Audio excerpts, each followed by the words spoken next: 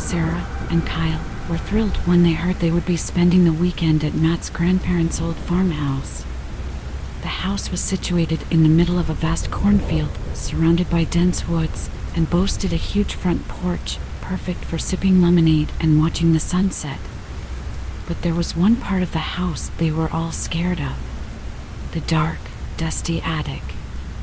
Despite their fear, the three friends couldn't resist exploring the attic on the first day they arrived.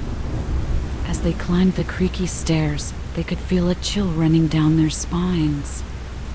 When they finally reached the top, they saw old, dusty furniture covered in cobwebs, a large trunk, and a few broken toys scattered around the room. Suddenly, they heard a strange sound coming from one of the corners. It was a low growl, almost like an animal. They looked at each other, their eyes wide with fear. They slowly started backing away, but then something moved in the shadows. It was a pair of glowing eyes, staring right at them. Sarah screamed and turned to run, but she tripped and fell. Kyle helped her up, and the three friends huddled together in the corner of the attic, trying to catch their breath and think of a way out. As the three friends caught their breath, they realized that the noise they heard was only an old black house cat. They let out a sigh of relief, but their nerves were still on edge. They cautiously approached the wooden crate where the cat was sitting and noticed for the first time that it had an old Ouija board on top of it. They hesitated for a moment, knowing the dangers of using an Ouija board. But their curiosity got the best of them, and they decided to try it out.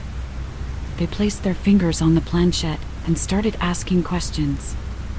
As they asked the board their questions, they felt a sense of excitement building within them. They asked about the future, about their dreams, and about their fears. But the planchette seemed to have a mind of its own, moving on its own accord to spell out answers that were vague and unsettling. As they continued to use the board, they heard strange noises coming from around the room. They heard a rustling in the corner, like something was moving among the boxes of old books and dusty artifacts. They heard a low moaning sound, like a voice from beyond the grave. But they brushed it off as their minds playing tricks on them, too caught up in the mystery and allure of the Ouija board to care. It wasn't until they were all in bed, the flickering candles long extinguished, that they realized the true horror of what they had unleashed. Later that night, they settled into their beds, exhausted from the day's events. But as they drifted off to sleep, they all had the same terrifying nightmare. They found themselves standing in the attic, surrounded by shadowy figures that whispered dark secrets into their ears. The air was thick with an icy chill, and they felt a sense of dread that they couldn't shake. As they looked around, they saw an old lady with a bumpy face in a black robe standing in front of them.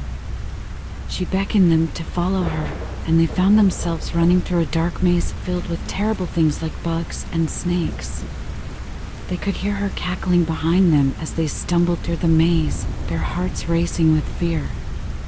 The next morning, Matt, Sarah, and Kyle all sat down for breakfast feeling strange and worried. They couldn't shake off the feeling that something was off, that something had changed after their experience with the Ouija board the night before. They didn't say much, each lost in their own thoughts as they ate their cereal and drank their orange juice. But as they were finishing up, Sarah spoke up tentatively. "Guys, I had the weirdest dream last night. Did either of you have any strange dreams?" Matt and Kyle looked up, surprised. "Yeah, actually," Kyle said, his voice low. "I dreamt that we were in the attic again, but everything was different. There were shadows everywhere, and I felt like something was following us." Matt nodded, his expression serious. "I had the same dream, guys. And there was an old lady in a black robe chasing us, right?" Sarah's eyes widened. "Yes." And her face was all bumpy and twisted. They all looked at each other, realizing with growing dread that they had all had the same dream. Something was definitely wrong. "We have to get rid of that Ouija board," Kyle said decisively. "Whatever it is, it's not worth it." The others nodded in agreement. They knew what they had to do. They finished their breakfast quickly and headed back up to the attic, their hearts pounding with fear and anticipation. What kind of dark forces had they unleashed? Only time would tell. The trio made their way up to the attic, their nerves on edge as they climbed the creaky stairs. When they reached the top, they quickly located the Ouija board sitting atop the old wooden crate where they had found it. Without a word, they picked it up and made their way outside. Once they were far enough from the house, they set the board on the ground and set it ablaze. They watched as the board burned, its flames licking the air and casting eerie shadows on their faces. When they were sure it was completely consumed, they turned to go back inside. But as they reached the front steps, their hearts sank. There, sitting on the top step, was the Ouija board. They exchanged horrified glances, unable to believe what they were seeing. How was this possible? They had burned it, watched it turn to ash. But here it was, sitting before them like a mocking reminder of their foolishness. "We have to get rid of it again," Sarah said, her voice shaking. "Maybe we didn't burn it enough. Maybe we need to scatter the ashes." They all nodded in agreement, their determination renewed. They picked up the board once more, their hands trembling with fear and adrenaline, and made their way back to the spot where they had burned it. This time, they were more thorough. They made sure the board was completely consumed, every last scrap of it reduced to ash. And when they were sure it was gone for good, they turned to go back inside.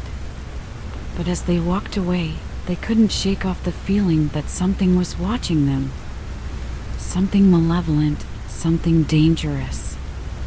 And they knew, deep down, that this was far from over.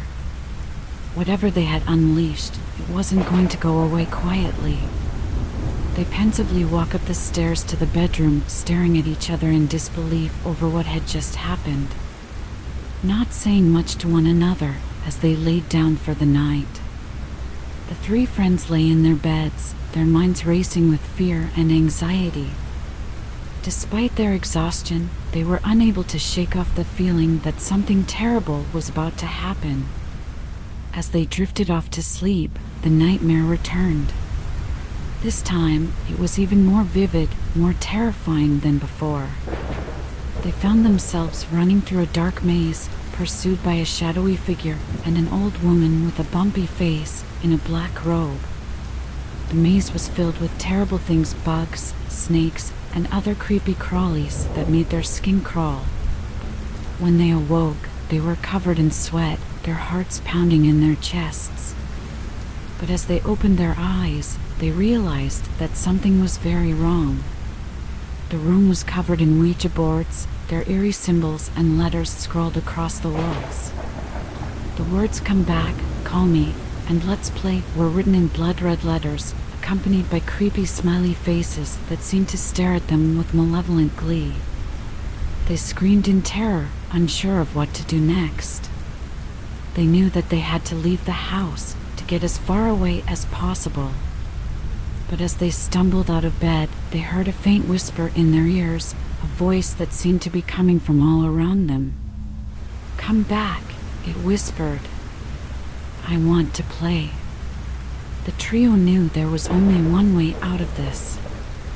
They had to confront the wicked entity. As the three friends continued to use the Ouija board to confront the evil force, they felt a sudden sense of unease. The planchette began moving erratically, spelling out strange and ominous messages that made their hearts race with fear. "Stop tormenting us," one of the friends cried out, hoping to appeal to the spirit's sense of mercy. But instead of a response, the planchette suddenly flew off the board, slamming into the wall with a loud thud. Kyle felt a sharp pain on the back of his neck, as if something had bitten him. He let out a cry of pain and reached back to touch the spot, but his hand came away sticky with blood. "What the hell was that?" Kyle exclaimed, panic rising in his voice. The other friends looked at him in horror, their eyes wide with fear. They could feel the evil presence in the room growing stronger with each passing moment, and they knew they needed to get out of there fast. Without another word, they scrambled to their feet and ran for the door, pushing and shoving each other in their haste to escape. As they burst through the door and into the night air, they could still feel the dark energy of the Ouija board following them, like a shadow that refused to let them go. It wasn't until they were safely back in their own homes, with the doors locked and the lights on, that they finally began to feel a sense of relief. The next morning, the three friends met up at school, still reeling from the terrifying events of the previous night. They could hardly believe what had happened, and they struggled to make sense of the strange and otherworldly forces that seemed to be at work. But as the day wore on, Kyle began to act increasingly strange. He was jittery and anxious, and his movements were jerky and erratic. At first, his friends thought he was just shaken up from the events of the night before, but as the day progressed, they began to realize that something was seriously wrong. As they sat in class, Kyle suddenly leapt out of his seat, knocking over his desk and sending papers flying everywhere. His eyes were wild and his face twisted with rage, and his friends could see that something was horribly wrong. "Kyle, what's going on?" one of the friends cried out, trying to grab hold of him. But Kyle was beyond reason. He lashed out wildly, hitting and biting his friends as they struggled to subdue him. And then, in a sudden burst of violence, his face began to contort and twist, taking on the features of the bumpy woman from their nightmare. The other students in the class screamed and scattered, running for the door in a desperate attempt to escape. But Kyle's friends remained rooted to the spot, paralyzed with fear and horror at what they were seeing. As the transformation continued, Kyle's body began to writhe and twist, his skin taking on a sickly gray hue as the bumpy woman's face loomed closer and closer. And then, with a final burst of energy, he let out a guttural scream and collapsed to the ground, motionless. The other students and teachers rushed in, calling for an ambulance and trying to help the three friends as they sat in shock and disbelief. But it was clear that something sinister and supernatural had taken hold of Kyle. As Kyle's body started once again to twist and contort, his friends watched in horror as he suddenly leapt up and ran towards the window of the classroom. Before they could even react, he smashed through the glass and fell 20 feet to the ground below. But to their amazement, Kyle landed on his feet and immediately began to run at full speed, disappearing into the dense forest behind the school. The other students and teachers were in shock, staring in disbelief at the broken window and the shattered glass on the ground. They knew that something was terribly wrong, and they feared for the safety of everyone in the school. Without another word, the three friends gathered themselves and ran after Kyle, following him into the forest and trying to catch up with him.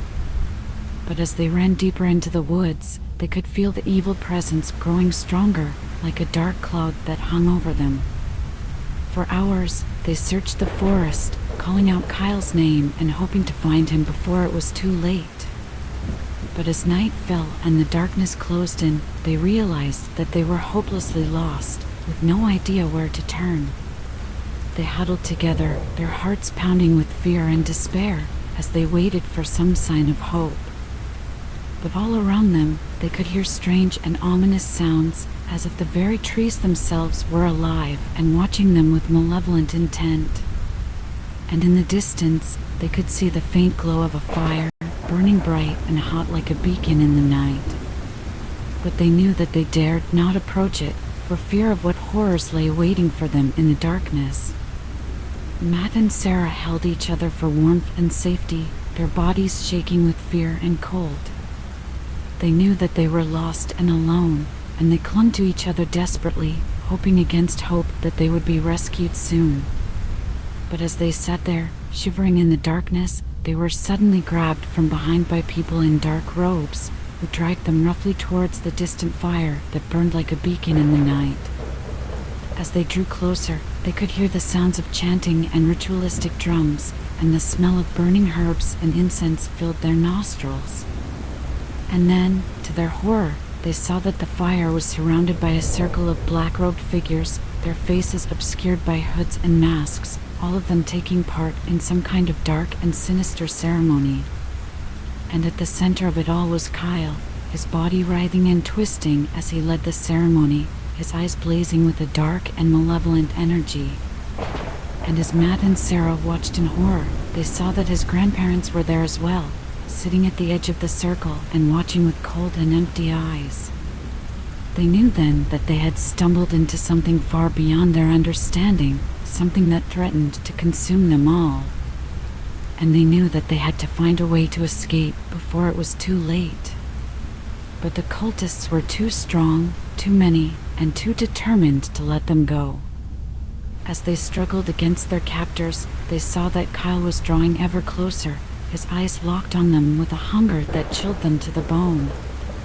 And they knew that they had to find a way to break free before they became the next victims of his dark and malevolent power. Matt and Sarah struggled against their captors, but it was no use. They were quickly overpowered and tied down to a stone altar in the middle of the dark and sinister circle. They could feel the cold stone against their skin and the rough ropes cutting into their flesh. As they looked up, they saw Kyle looming over them, his eyes glowing with an eerie light that seemed to pulse with a dark and malevolent energy. And then, to their horror, they saw Matt's grandparents approach, their faces twisted into cruel and malevolent grins. "You fools," his grandparents sneered. "Did you really think that this was all just a coincidence? That you could stumble upon our little game and not face the consequences?" Matt and Sarah looked at each other in shock and horror, realizing that they had been tricked all along. The Ouija board in the attic, the nightmares, the possession, it had all been part of an elaborate plan to lure them into this dark and sinister circle and sacrifice them to the evil forces that lay beyond. "We've been planning this for years," his grandparents said, "and you two were the perfect sacrifices. Young, innocent, and filled with fear. The perfect offerings to the dark and ancient powers that we serve." Matt and Sarah screamed, struggling against their ropes and trying to break free, but it was no use. They were helpless, trapped, and completely at the mercy of the dark and malevolent forces that surrounded them. And as the chanting grew louder and more frenzied, and the drums beat faster and faster, they knew that their time was running out. They were about to become sacrifices to the very evil that they had sought to confront, and there was nothing that they could do to stop it. The cabal of Satanists descended upon Matt and Sarah like cannibalistic wolves, tearing their flesh from their bones and consuming them with a sickening fervor. Their screams echoed through the night, but no one came to their aid.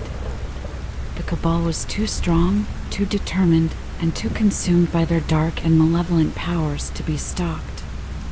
And then, as suddenly as they had appeared, they were gone, leaving behind only the shattered remains of the stone altar and the bones of their victims. The town was left to wonder what had happened to Kyle, Matt, and Sarah, as missing posters were plastered all over the town, and their parents campaigned tirelessly to find them. But despite their best efforts, they were never found. The police searched high and low, but they could find no trace of the missing teenagers, and their fate remained a mystery to this day. Some said that they had run away, others that they had been kidnapped, and still others that they had fallen victim to some dark and malevolent force that lay beyond the world of the living. But no one knew for sure, and the town was left to grapple with the horror of their disappearance and the knowledge that evil and malevolent forces could exist right under their noses, waiting to strike at any moment.